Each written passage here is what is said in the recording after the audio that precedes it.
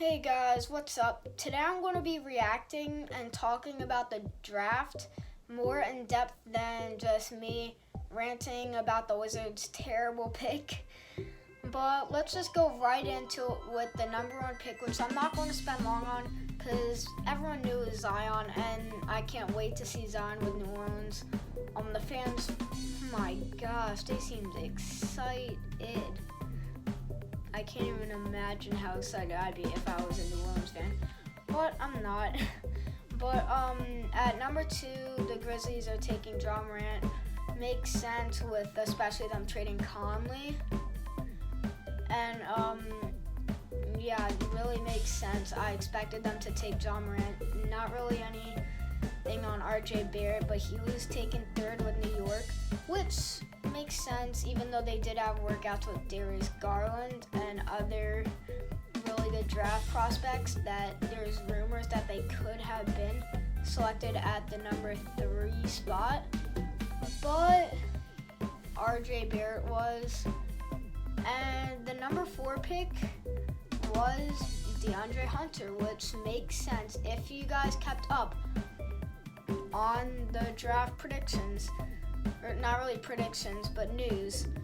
He was supposed to go with number 4 because after the trade, which happened about an hour before the draft actually started, the Hawks, they have the draft rights to the number 4 pick, which was DeAndre Hunter, and they said that they wanted to get him, which is a good move since you could play him at the 3 now.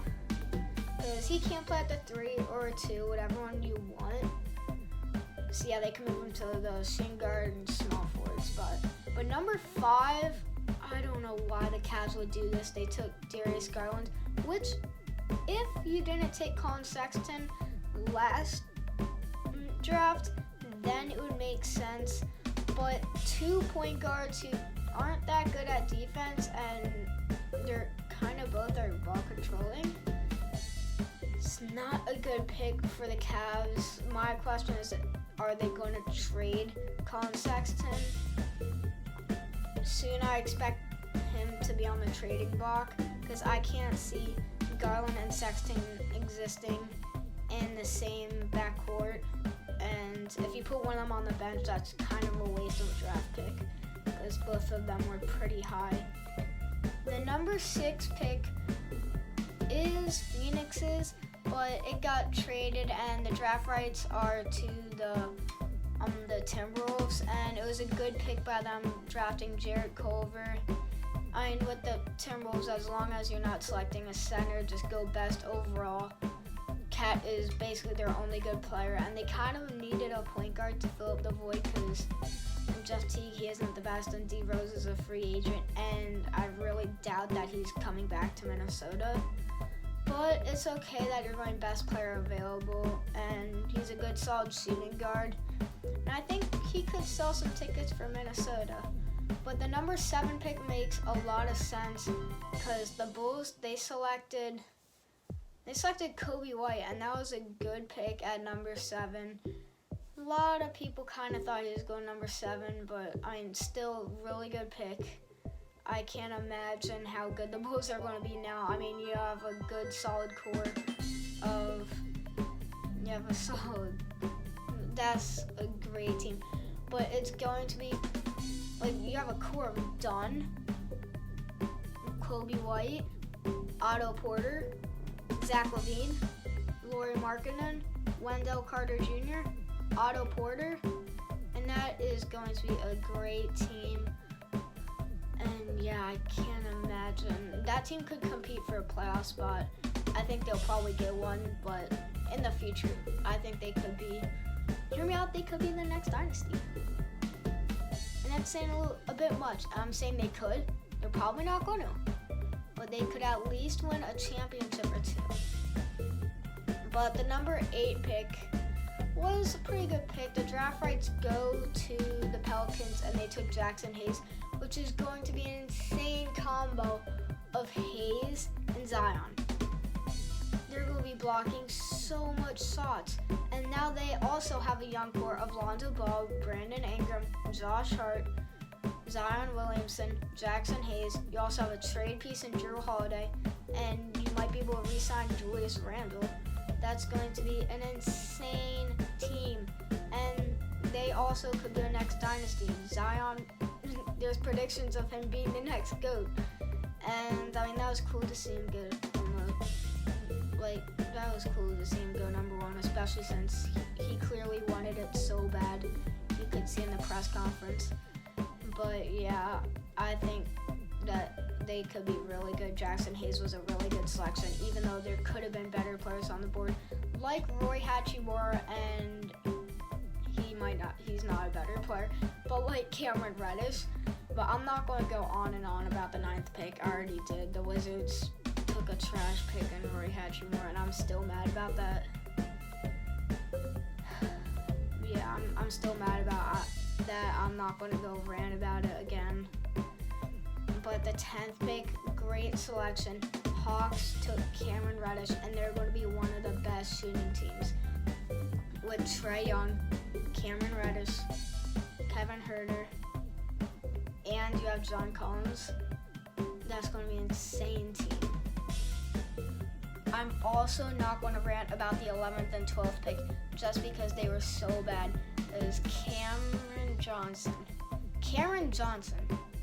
He was not expected to be in the lottery at all, but he went 11th to the Suns when you had guards like Tyler Hero, Romeo Langford, Nickeil Alexander-Walker that were still on the board. That, I mean, I guess you could play big and move them to point guard or move Devin Booker to point guard. But yeah, there's guards on there, but you had to take a small forward. And Cameron Johnson was not that good either. And then PJ Washington went next to the Hornets, and I mean, go best player available. They're just trying to bring back Kemba, and even if he leaves, just get the best player. But he was not the best player when you still have, again, people like Romeo Langford, Tyler Hero, Sequoia Doumbaya, Bull still on the board. But yeah, that was not a good pick by both of those teams at all. The Heat, they had an okay pick, drafting Tyler Hero with the 13th pick, which, I mean, he could have done better, but it's okay. They don't really have a lot of good guards at all. So, I mean, I got my D Wade shirt on. I'm actually getting this jersey. So, watch out for their jersey collection. It'll probably be on in a couple weeks. Or a new one in a few days, I think. But that was an okay pick. A 14th pick, that was okay. I mean, it was actually pretty good because Kyrie Irving probably going to go. Terry Rozier might go. So you need to fill the void at point guard, and there wasn't really any good point guards.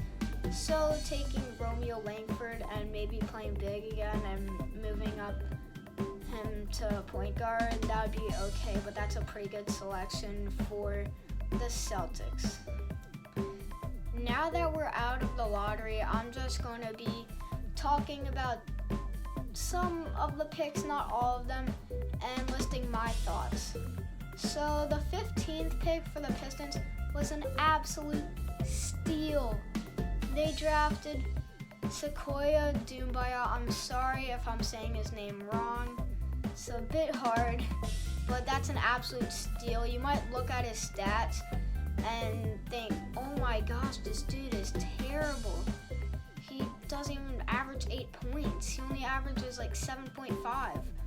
But if you actually watch him, his athleticism is off the charts. And he's a raw talent, but if he gets a few years in the league and gets some good training and coaching, I think he could be a multi-time All-Star, and that would be a steal at the 15th pick.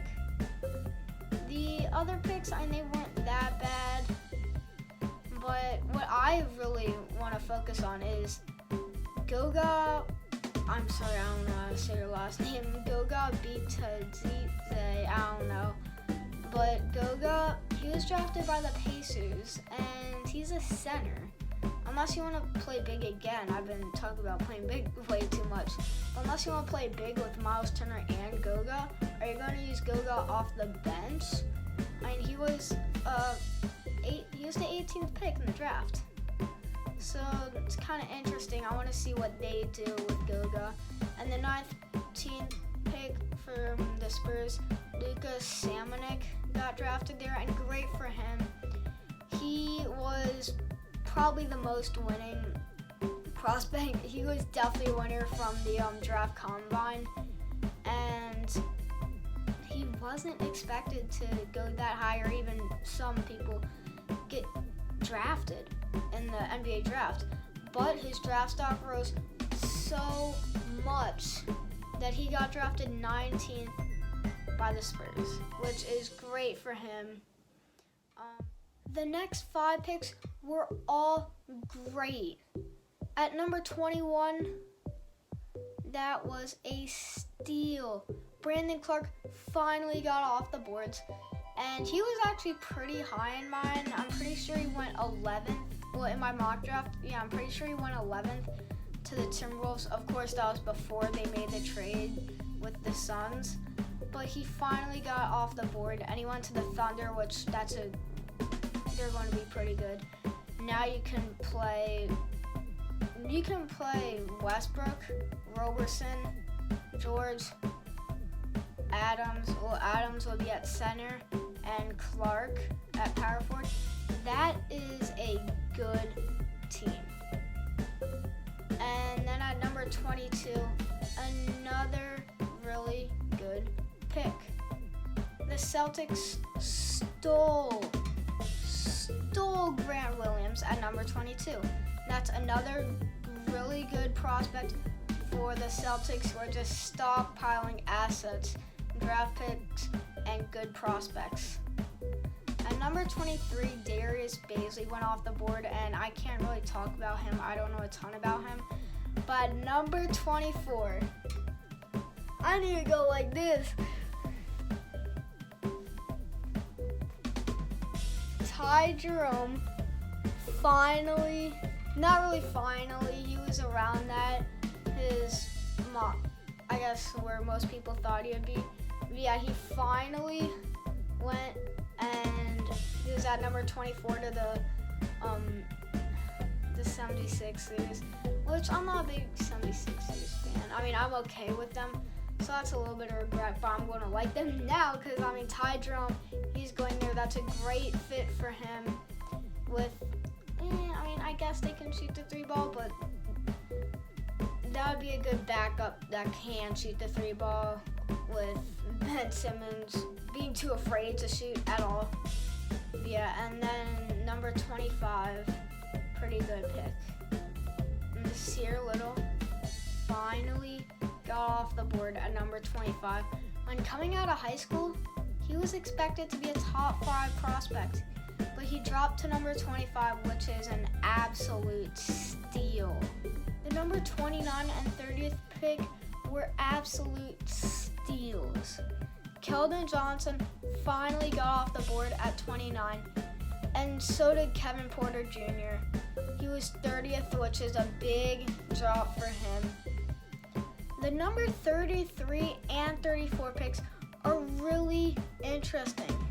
Carson Edwards got drafted by the 76ers, which is a good pick for them because he's another really good shooter and scorer. I mean, he dropped so much in that game against UVA in the Elite Eight. In the tournament, he really made a name for himself and got himself as a top prospect. But he got drafted at number 33 because of his size. But he's going to be a really good player. And that dude, he's going to be a steal. Bruno Fernando. What a center. He is insane. Probably should have been a middle first round pick. But the Hawks are going to get him. And that's another good center. Hopefully he could start for them. And yeah, I mean, that's a really good steal for them. But I'm going to jump to number 44. And this will probably be the last pick that I'm talking about. And that is Bol Bol. I feel so bad for him. He dropped all the way to number 44, when in my mock draft he was supposed to go number 10. He absolutely lost this draft. But he's going to be playing for the Denver Nuggets, and I don't know if he's going to start at power forward, or if Jokic is going to start at power forward, or if he'll always be a backup, or if he could be a trading piece. But that was an absolute steal for Denver, adding on to their young pieces. And I'm not going to talk about any more draft picks, but I'm going to go to one more prospect, and that is Taco Fall, who goes undrafted. They're stupid. I mean, he's 7'6". He might not be that good. I'm not judging him, but he might not be that good. But you can't teach size. Like everyone says, you can't teach size, and he's a 7'6" center who controls the board. I don't care if he's skinny. He didn't get injured in the tournament, or he didn't get injured at all in the college season when Bol Bol did. And he's 4 inches taller. He was going to be one of the tallest players in NBA history if he goes to the NBA. And I don't know what team will pick him up for the Summer League, and maybe he'll be on an NBA roster, but they really should. I mean, you can't teach size, and he's 7'6". And he didn't get injured. So, I mean, I don't see anything wrong about that, except for that he doesn't really have any talent. But, guys, thanks for watching. Please like the video and subscribe to the channel. I'm getting a lot of views for me on my Wizards reaction, which thanks for that so much. But again, thanks for watching, and peace.